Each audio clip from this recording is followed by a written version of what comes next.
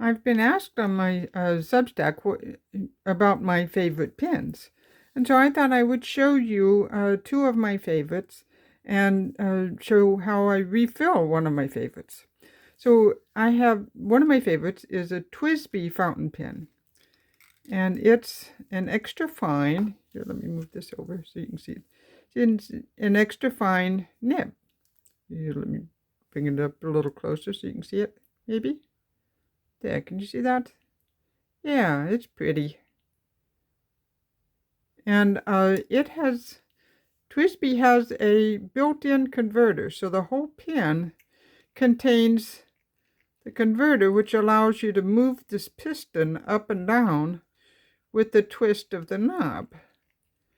And you put the nib in the ink and then twist the converter, the piston up or down, and fill the pen that way from your bottle of ink. And so TWSBI has this nice built-in converter, which is really handy. And since I've got this thumb issue going on, I've got arthritis in my thumb, and then I've got a connective tissue thumb collapse thing. Anyway, it makes my thumbs really fun to be working with some days. So the TWSBI is fatter than the average pen. And the converter part, the knob is fatter. And so that's a virtue sometimes in grabbing things. So this is another favorite pen, and it's a Sailor. And it's, you can maybe tell it's thinner than the TWSBI. So it's a little more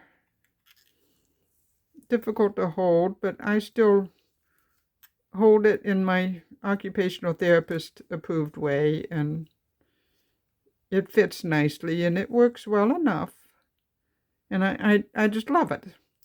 But there are some days, when it's a little hard to hold. But the converter, I want you to see the comparison. Now this pen, the Sailor, is already filled with ink, so it's got an ink I like in it. But you see how thin the converter part is? See, that's the part that you would twist to pull the ink up, like we're going to do in this TWSBI in a minute. But you can see the difference in size.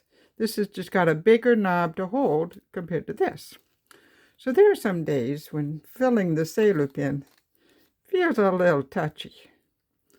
So, all right, now, the thing I like about fountain pens is you can refill them.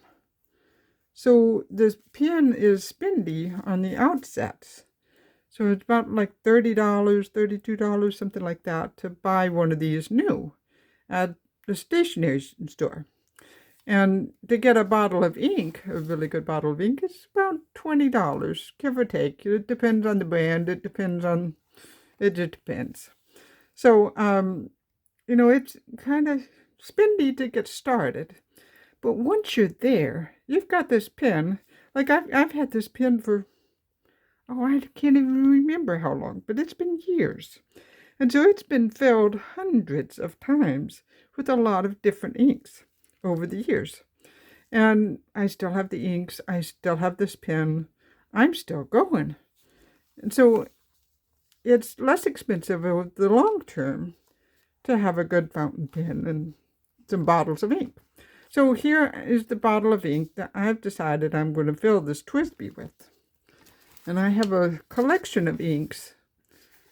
Then I've got little swatches of different ink colors from my little ink collection that I've got. And I've listed the brand, and I've made a little scribble and a little bit of a wash to give myself a clue as to, okay, what was that color when I want to refill my pen? And so I've chosen this particular ink this time because it doesn't wash very much. And it's a really lovely blue-gray color, and I feel like a blue-gray sort of a mood. So I'm not going to try to pronounce the name of this ink because, I don't read Japanese, and but hopefully you can see it well enough. And there's the, I guess, but here it is in its box. Now let's open it up. And I've already used this ink several times. So, I mean, I've refilled pens with it. Yeah, I'm having trouble grabbing the thing. Yeah, the thumbs. Ha! But I've already refilled pens with this at least a dozen times. And as you see, I've still got a lot of ink. So here we go. That's what we're going to fill it in. I have a piece of wax paper here that's covering my table. And I've got a paper towel ready just in case. I've got some scrap paper to test the pen on. You know, when I get it filled, I'll make some marks to make sure things are okay. So now I'm going to uncap the pen here. And I'm going to uncap the ink. There. And then see, the piston is already down at the bottom, but if it were not, see, I would push it all the way down to the bottom. And then I'm going to insert the tip all the way down. Just go ahead and stick it all the way down. And then, so you can see this, I'm going to twist it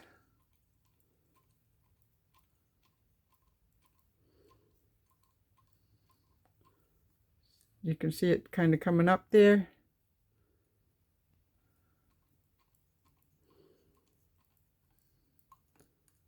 There, see, I've got that filled up, and see it's dripping a little bit there.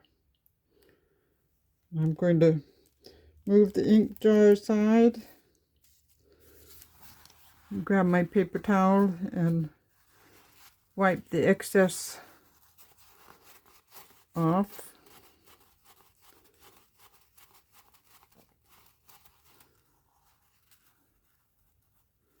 And then just kind of wipe everything.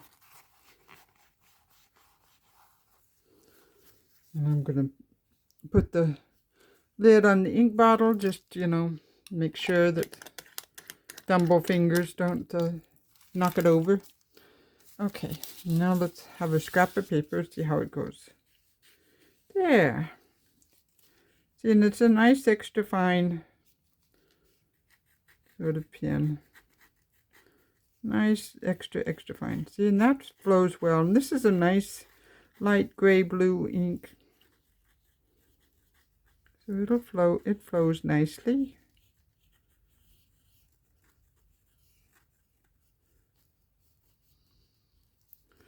And you know, if you've got good thumbs, you can use the conventional holding the pen method.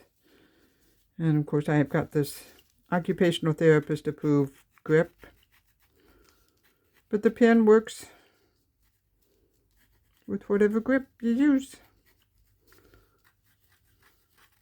So there's my pen refilled. I hope you can find a pen to enjoy for yourself. Thank you.